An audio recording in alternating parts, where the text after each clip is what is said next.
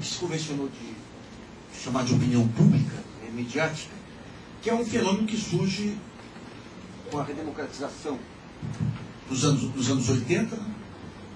Essa opinião pública midiática, aquele pessoal diretamente influenciado pela mídia, que na época se chamava de sociedade civil. Opa, eu acho que sou eu que estou falhando. O almoço que você não fez. O que se chamava de sociedade civil organizada, no fundo, era um conjunto de entidades que ganham preponderância na guerra ou na luta contra a ditadura e passam a ser representados de alguma maneira pela mídia, principalmente graças ao trabalho da Folha naquele período lá, encampando as diretas, encampando essa questão da sociedade civil organizada. A mídia, ela, nos anos 90, aquele episódio do impeachment, do Collor, marca o início de uma influência ampla da mídia aí que, ao longo de todos os anos 90, você tem abusos variados. O que se tem agora é o fim de um ciclo, é um processo de decadência de um ciclo, mas que tem o seu auge nos anos 90. Então, com a queda do Collor, a mídia se reveste de um poder tal que tudo lhe era perdoado, inclusive manipular. Essa campanha do impeachment, eu já escrevi algumas vezes sobre isso, inclusive no meu livro O Jornalismo dos Anos 90, independentemente de vícios e virtudes do Collor, a campanha do impeachment foi uma das campanhas jornalísticas mais abjetas que eu já vi até hoje. Só superado por essa campanha que vem aqui de alguns anos para cá, na tentativa de derrubar o Lula. É abjeta não considerando o Collor como vítima ou não, mas porque a notícia ela foi estuprada diariamente. Ali foi.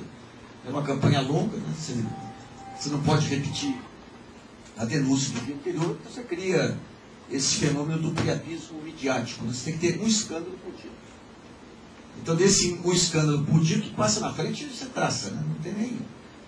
Bom, ao longo dos anos, a campanha do impeachment acabou dando um poder para a mídia monumental. Esse poder, o auge dele inclusive em termos de transformar as empresas em grandes estruturas muito maiores do que era antes, mas em 95 você tem o auge da tiragem, o auge do poder, da influência da grande imprensa. Ela endossa praticamente todas as políticas ali, Banco Central e tudo mais, e começa, e tem um determinado momento que quando acaba aquela fantasia do câmbio apreciado do Fernando Henrique, ela tenta derrubar o Fernando Henrique também. Não foi uma campanha tão pesada como ocorreu agora, mas a lógica da imprensa, não é só aqui também, ocorre em Venezuela, ocorre em outros lugares, era exercer o poder político. E qual a intenção? Virar um partido político? A intenção era, em cima desse poder político, ela conseguir vantagens, intimidar patrocinadores, intimidar setor público e tudo mais. Não é que nem a Veja, a certa Veja eu conto essa questão toda. A Veja, quando vem essa maluquice dos últimos anos aí de derrubar presidente do Senado, derrubar isso, fazer chantagem para aquilo, jogada com o Daniel Dantas, no fundo, por trás daquilo, isso é uma política de achaques. De achaques.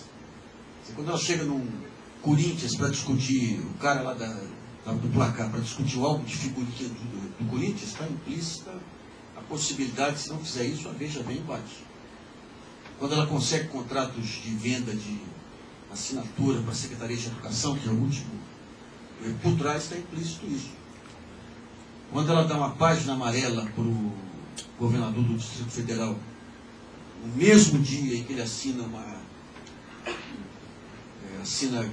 assinaturas para a revista Veja, R$400 mil de assinatura para a revista Veja, está esse jogo. Então você tem um jogo de negócios no meio, mas que assume uma conotação política quando começa a ficar claro que a internet ela veio para mudar. Porque a internet ela derruba as barreiras de entrada no mercado de opinião. Nesse mercado de opinião, você não conseguia entrar. Você pega, por exemplo, fórum, Carta Maior, tudo, Dinheiro Vivo, você não conseguia entrar por uma razão. Nenhum jornal entrou em São Paulo nas últimas 5 décadas. Aí. Jornal dentro do mercado de opinião. Por quê? Porque para entrar, você tinha que ter um baita investimento em máquina, baita investimento em papel, capital de giro, e você tinha hábito de leitura arraigada. Ou seja, para você tirar um assinante da Folha, ainda mais no período em que os jornais tinham alguma legitimidade, levava anos. Então ficava impossível fechar conta para o lançamento de qualquer veículo novo. Com a internet, a partir de um certo momento, ficou claro duas coisas. Primeiro, que a internet ela derrubou as barreiras de entrada. Você não tem nem investimento em marca, nem papel, nem hábito de leitura. E segundo, que iriam entrar outros atores relevantes, como, por exemplo, as empresas de telefonia, que ainda não descobriram plenamente a internet, mas já caminham para isso. Não tinham pensado ainda nessa loucura maravilhosa, que é essa proliferação de sites e blogs que criou uma rede, hoje, tão influente, eu diria, quanto um grande jornal. A rede de blogs, você solta uma nota aqui, o leitor leva para lá, traz a outra aqui. Toda essa vitalidade hoje que marca os blogs. Os blogs e a estrutura de internet em geral. Então a mídia, ela entra nesse mercado, primeiro, combalida financeiramente, por conta aí das crises, com o câmbio e tudo mais, sabendo que iam entrar pesos pesados no jogo, e precisando se aproximar de grandes grupos investidores para ir montando as suas estratégias futuras aí. E é nesse caminho que elas embarcam na pior aventura que já entraram, na maior fria que já entraram, provavelmente na história do jornalismo brasileiro. Porque quando eles percebem, chega em 2005, se tinha uma competição light entre os jornais que impedia muitos abusos. A Folha sempre fazia aquele papel de falante, criticava Globo de vez em quando, dava uma pinicada na Veja, vice-versa. Dentro da Folha, eu sempre tinha um espaço lá para fazer a crítica da própria Folha. Então você tinha uma espécie de autocontrole que não era dos mais eficientes, porque nos anos 90 você teve abusos, toda sorte, entendeu? Esse jornalismo dos anos 90 pega uns 20 casos de abuso. Mas o que ocorre nos anos 90, depois da campanha do impeachment, é que o factóide jornalístico se torna norma. Você pode sair, você volta aqui com um escândalo. Se é falso ou verdadeiro, a gente discute depois. Né? Isso, só que esse tipo de jornalismo, ele tinha uma certa legitimidade por conta da memória do impeachment. Esse pessoal nos salvou do colo. Então, gradativamente foi se gastando, digamos, esse patrimônio de credibilidade à medida em que passou-se da tiro à torta direito. Né? E em 2005, você tem um grande pacto. É um pacto entre os jornais, eles fecham um pacto entre eles, passam a afastar qualquer voz dissidente, tornam fechado aquele tipo de posição política e colocam como meta derrubar o Lula.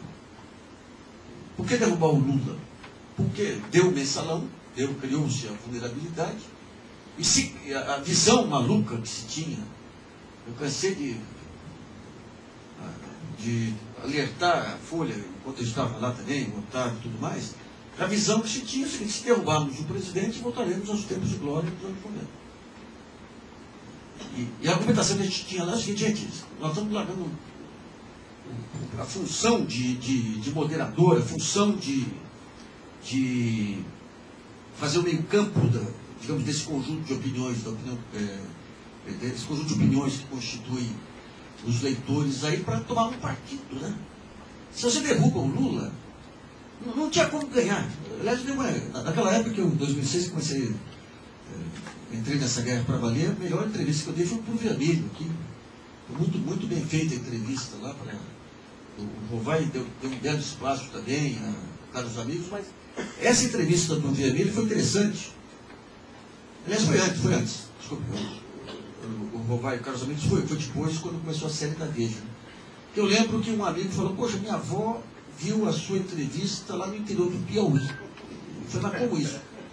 O pároco lá pegou a entrevista que você não viu, ele imprimiu e distribuiu lá. Então a visão que se passava lá é o seguinte: é o suicídio da mídia. Porque é o seguinte, se não derruba o Lula, é derrotada a mídia. Se derruba o Lula, esse país ia virar de pernas para o ar e todos os problemas que surgissem no país seriam atribuídos à mídia.